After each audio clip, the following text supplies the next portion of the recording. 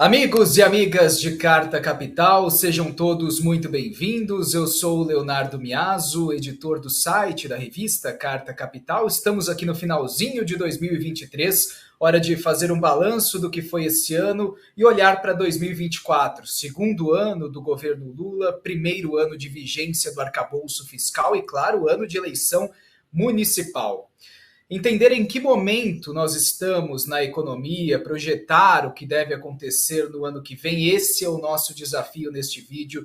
E para isso temos o prazer de receber em Carta Capital André Roncalha, professor da Unifesp, doutor em Economia do Desenvolvimento pela Faculdade de Administração, Economia e Contabilidade da USP. Professor, seja muito bem-vindo à Carta Capital. Tudo bem por aí? Tudo na paz. Um prazer estar aqui conversando com você. Professor, pesquisa Quest divulgada em 20 de dezembro. Lula fecha 2023 com aprovação de 64% entre os brasileiros que recebem até 2 salários mínimos e com aprovação de 41% entre os brasileiros que ganham mais de 5 salários mínimos. Existem razões concretas na economia para explicar essa discrepância? Eu acho que tem muito a ver com como o governo ele vem se portando num terreno bastante adverso, depois de uma eleição muito dura. A gente não pode nunca esquecer que se trata de um governo de reconstrução, então não dá para ter absolutamente o inverso daquilo que veio antes, a gente está numa trajetória de construção, e o governo vem dando sinais de ter uma sensibilidade social grande, reativando vários programas de Estado que haviam sido simplesmente eliminados, extintos ou colocados na geladeira pelo governo Bolsonaro, e também vem tentando fazer um esforço grande de limpar o balanço das famílias e resgatar a atividade econômica.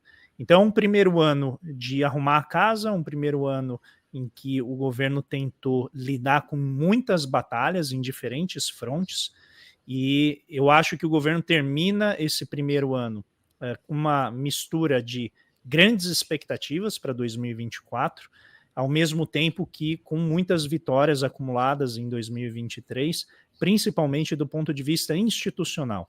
A gente não pode deixar de salientar a vitória que é passar uma reforma tributária ampla, né, unificando 30 tributos sobre consumo, num momento em que a democracia prevalece, quando a gente só fez isso em 1964, durante o regime militar.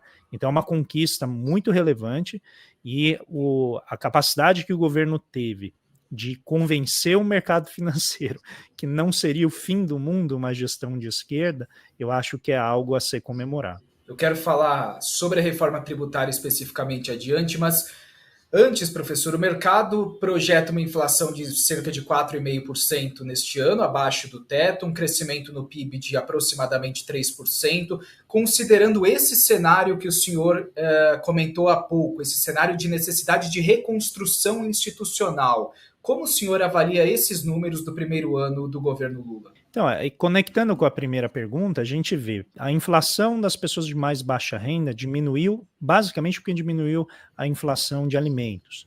A gente teve um crescimento de quase 2 milhões de empregos formais, um aumento na força de trabalho, né? Então a gente está na máxima histórica na quantidade de pessoas trabalhando no Brasil.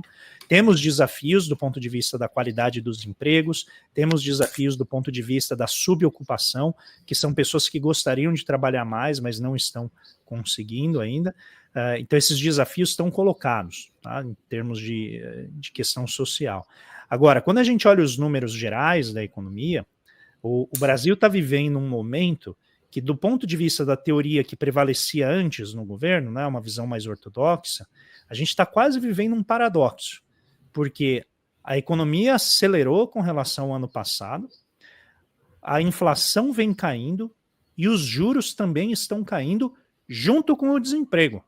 Então, é algo que na literatura internacional se convencionou chamar, até recentemente, de desinflação benigna, ou seja, você não precisa parar a economia, gerar uma recessão para você conseguir controlar os preços. Então a gente está vendo uma queda da inflação com efeitos progressivos, porque afeta mais positivamente as pessoas de baixa renda, com queda do desemprego, que ajuda a elevar a renda da economia, a gente também está observando uma elevação do rendimento médio das famílias, com várias políticas de governo que dão substância a essa melhoria no padrão de vida, que são a restauração da farmácia popular, a garantia e manutenção dos valores do Bolsa Família, o desenrola, que vai ajudar a aliviar um pouco a trajetória de dívida das famílias, muito embora não resolva o problema, mas alivia o orçamento familiar. A gente tem, né, os programas de governo sendo restaurados, que vão garantir, por exemplo, bolsa de estudo, vão garantir, né, o funcionamento de postos de saúde, vão garantir aos estados e municípios investirem na infraestrutura e mobilidade urbana. Então, todos esses elementos, eles vêm configurar um cenário muito benigno, mas que coloca, Léo, um desafio, que é algo que o Joe Biden vem enfrentando dentro de casa, que é como impedir que haja uma dissociação entre os indicadores econômicos que a gente está olhando, que são muito positivos, e a percepção de bem-estar da população. Então, lá nos Estados Unidos, eles têm algo similar, desemprego em queda, gerando empregos assim a rodo, economia crescendo, superando expectativas de crescimento, com a inflação caindo, taxa de juros que agora vai começar a cair, e a população ainda assim, né, tem uma aversão ao presidente, não consegue reconhecer nele legitimidade e popularidade. Eu acho que o governo Lula vai enfrentar esse desafio, principalmente se o ano que vem a gente não conseguir garantir o mesmo crescimento econômico, ou um crescimento econômico pelo menos acima de 2%. Né? Então, esse ano a gente fecha com um crescimento de provavelmente 3% ou mais, um pouquinho menos, uma inflação que deve fechar dentro da meta, algo em torno de 4,5%, uma balança comercial com recorde de saldo positivo, quase 100 bilhões de dólares em saldo positivo, desemprego nas mínimas desde 2015, e vários indicadores de rendimento das famílias melhorando, né, em termos também de bem-estar e da atuação das políticas públicas. Agora, o desafio, né, é as pessoas reconhecerem isso no governo e conseguirem dar o apoio e a legitimidade que o governo precisa para manter esse trabalho.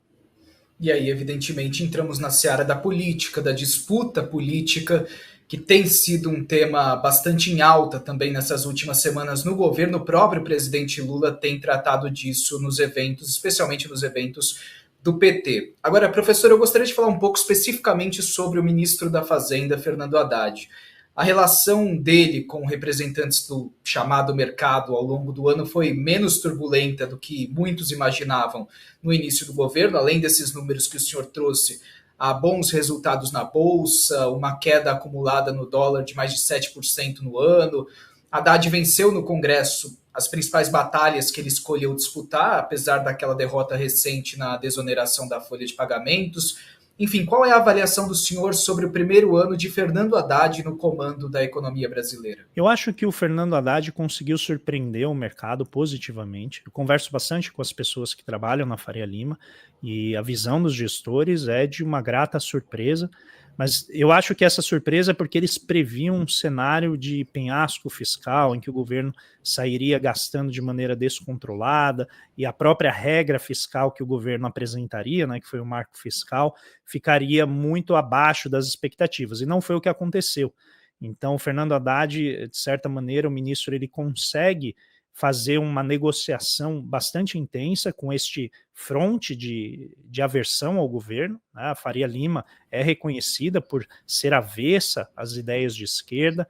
A própria imprensa, eu acho que atuou de maneira muito pesada contra o governo, desafiou e desconfiou do governo o tempo inteiro, chamando de PEC da gastança, né? As previsões calamitosas antes da posse, dizendo que o câmbio ia bater em 8, a taxa de juros ia para 16, né? Esse cenário assim, de um terrorismo que realmente eu acho que gerou essa dúvida. E eu acho que o Fernando Haddad conseguiu fazer essa aproximação com esse campo, e isso evidentemente vem com concessões. Eu acho que é isso que ressente parte do Partido dos Trabalhadores, que vê ali na figura do Fernando Haddad, eu acho que até equivocadamente, alguém que não está jogando no campo do presidente Lula. E eu acho que é ao contrário. Ele atua muito em favor do governo, porque esse fronte do mercado financeiro, do Banco Central, recém-garantida a sua autonomia, era algo que me preocupava muito pelo poder de instabilização, de desestabilização que essa frente tem.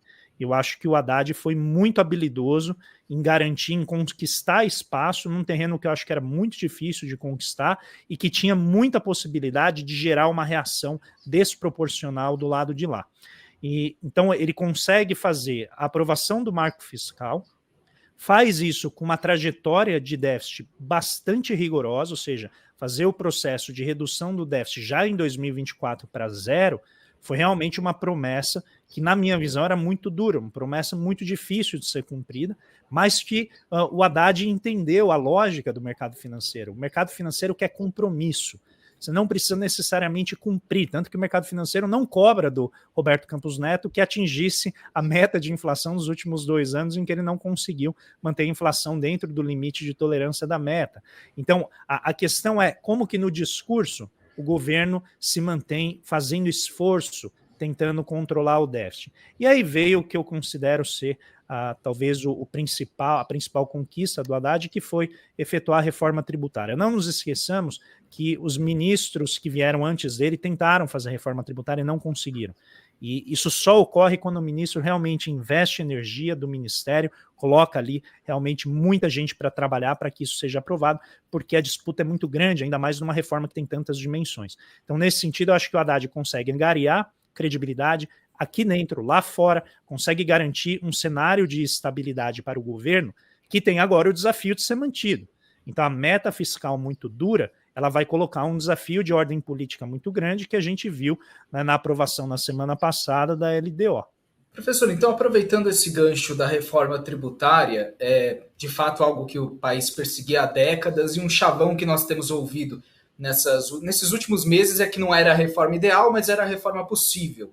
E aí, a partir do ano que vem, várias leis complementares terão de ser aprovadas pelo Congresso para modular essa reforma, até para conhecermos a verdadeira alíquota do IVA, né, o tal Imposto sobre Valor Agregado que emerge dessa PEC. Lembrando que há também uma segunda etapa da reforma, né, professor, que deve tratar da tributação da renda, quero ouvi-lo sobre isso, mas gostaria também de uma avaliação do senhor sobre esse texto aprovado. No geral, é positivo esse projeto que foi defendido pelo ministro Fernando Haddad e aprovado pelo Congresso? Ele é positivo, o saldo líquido eu acho que vai nos ocupar por muitos anos para a gente verificar o impacto que essa reforma vai ter. Só a simplificação que ela faz no sistema e só a redistribuição de receitas que ela faz, eu acho que vai trazer uma vida nova para o território nacional, do ponto de vista econômico. Então, em primeiro lugar, a mera simplificação reduz tremendamente o custo de operação das empresas. Segundo, a redistribuição dos impostos, que hoje estão muito concentrados ou em estados mais ricos ou em municípios muito ricos. Eu sempre gosto de citar o dado do imposto sobre serviço, que é um imposto que está sob a alçada que está na alçada dos municípios, que ele tem 1/3 de todo o imposto sobre serviço arrecadado no Brasil inteiro, 1/3, 32%, está na mão de 2 municípios, que é São Paulo e Rio de Janeiro.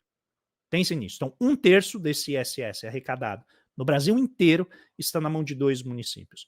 Então, a reforma tributária vai redistribuir esses recursos. Do ponto de vista da arrecadação estadual, ela vai redistribuir os recursos para estados também que geralmente não recebem, na medida em que ela é tributada no destino e não mais na origem.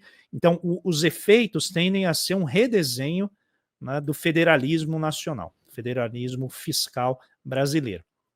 Isso, obviamente, vai causar uma série de efeitos de longo prazo, mas já vai causar efeitos agora.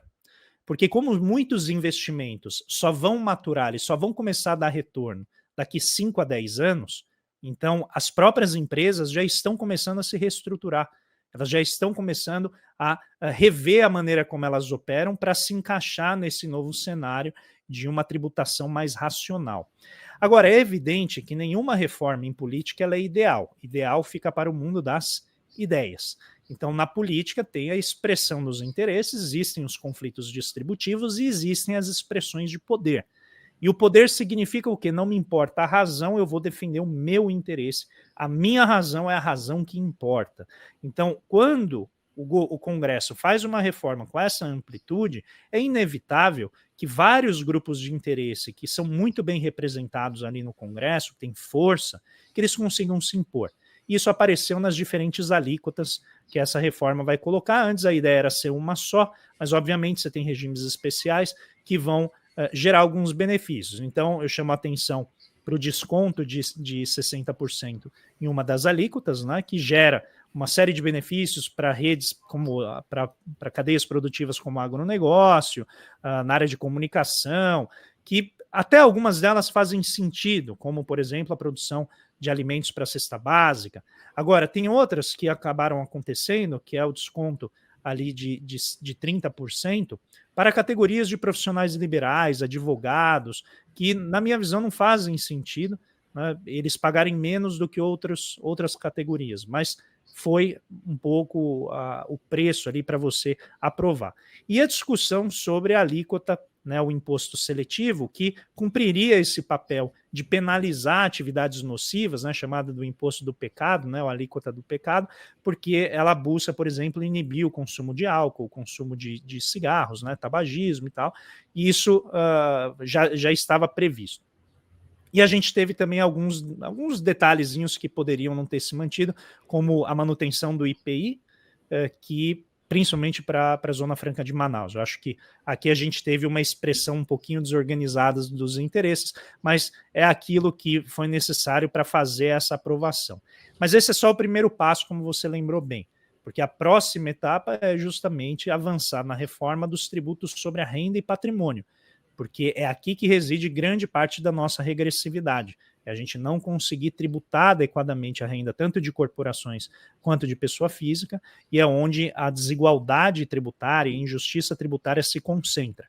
E aí, este sim, na minha visão, vai ser o grande desafio do governo Lula do ponto de vista das instituições de longo prazo, que é avançar na reforma da tributação da renda e patrimônio, e tem uma terceira fase aí, que é a reforma da tributação sobre folha de pagamento, que a gente viu recentemente a disputa no caso da desoneração, né, da folha de pagamento. A gente precisa rever a maneira de financiar a Previdência Social, porque o trabalho ele não é mais como ele existia. O trabalho hoje não gera mais a arrecadação necessária para financiar a Previdência Social, as relações mudaram e a gente precisa rever exatamente a maneira como a gente vai financiar a Previdência Social. O professor mencionou o preço da política, né? Como a PEC da reforma tributária se alterou durante a tramitação na Câmara dos Deputados e no Senado.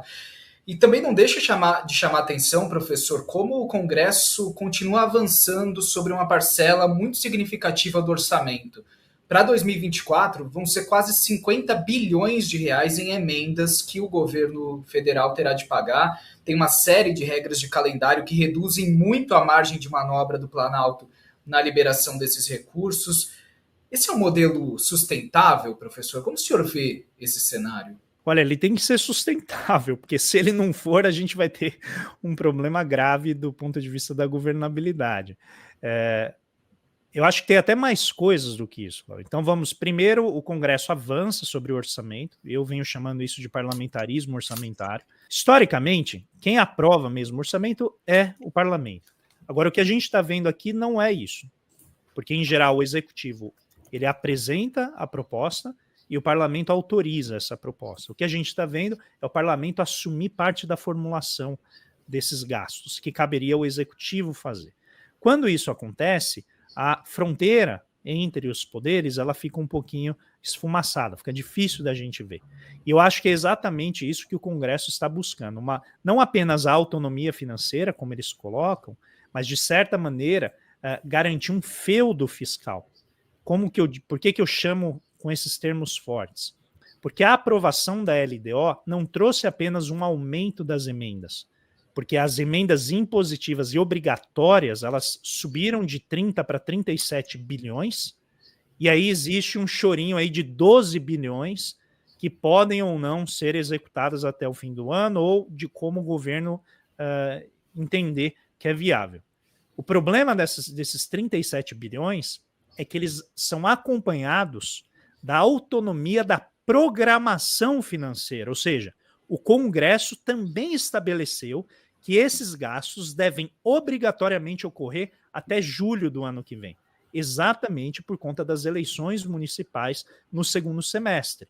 Então, o parlamento conseguiu uma vitória substancial do ponto de vista quantitativo, que é o volume de recursos, mas também do ponto de vista operacional.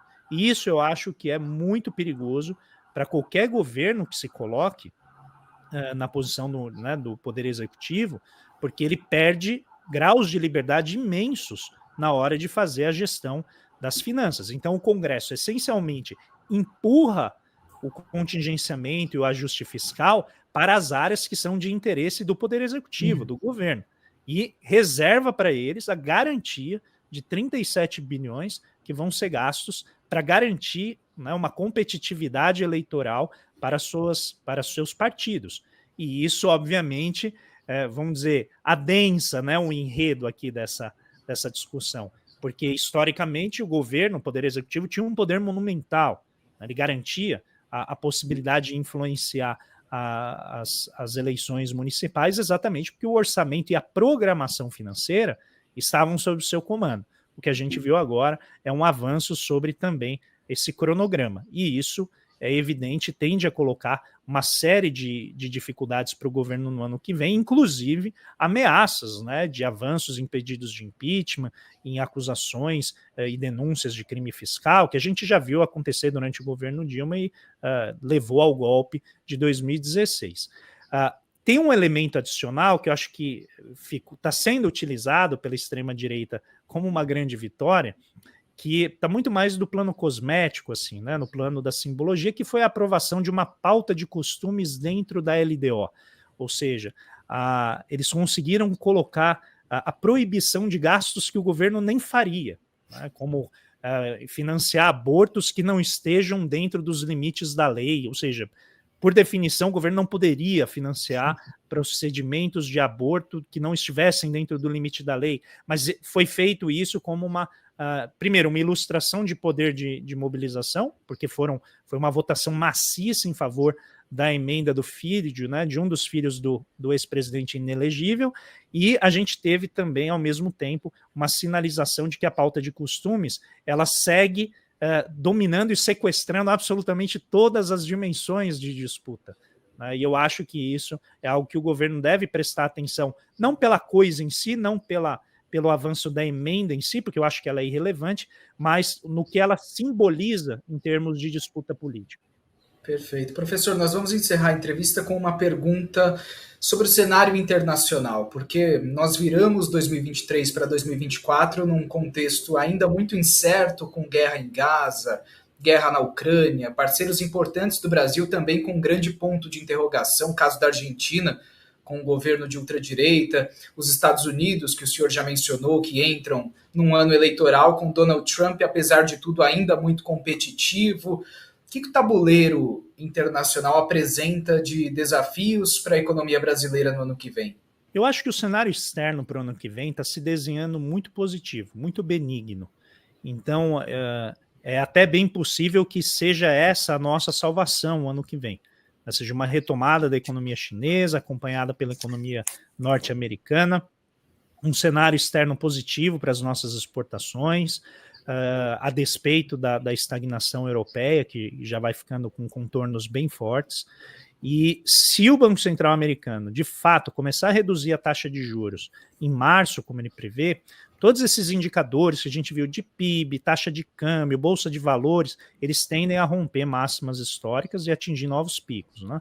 Então, tudo isso tende a cooperar com o crescimento econômico, particularmente do ponto de vista social, uma variável que é a taxa de câmbio. Então, já se fala num câmbio para o ano que vem fechando entre 4,40 e 4,50, o que seria uma apreciação cambial de vulto. E a apreciação cambial no curto prazo, ela é muito expansionista, porque ela aumenta o poder de compra dos salários, ela gera um barateamento do custo de importações, tanto de máquinas quanto de insumos. Então, ela é muito positiva no curto prazo para reativar a economia. No que diz respeito às eleições nos Estados Unidos, eu acho que tende a ser uma das mais eletrizantes que a gente vai ver assim nas últimas décadas, sem qualquer sombra de dúvida. Que a gente não sabe o que vai acontecer com o atual presidente, que já vem dando demonstrações de fadiga, né? Pela própria idade, mesmo o que exige o cargo, com a questão, né, do massacre que Israel vem fazendo sobre a Palestina, que vai ficando cada vez mais nítido e incontestável até para os olhos ocidentais, né, que enxergam em Israel absolutamente todo o conjunto superlativo de virtudes, né? O próprio Ocidente começa a enxergar a desigualdade daquela luta, que deixa de ser uma guerra e passa a ser, né, um massacre. A gente vem assistindo. Isso é muito ruim para a popularidade do Joseph Biden, que também enfrenta uma série de dificuldades dentro de casa ali no Congresso. Então, tende a ser um ano muito agitado, e só que para o Brasil, a minha impressão é que a gente está muito bem posicionado para se beneficiar desses movimentos, e os dois grandes sintomas desse benefício para a gente vão aparecer no que eu espero, uma queda mais acelerada da taxa de juros.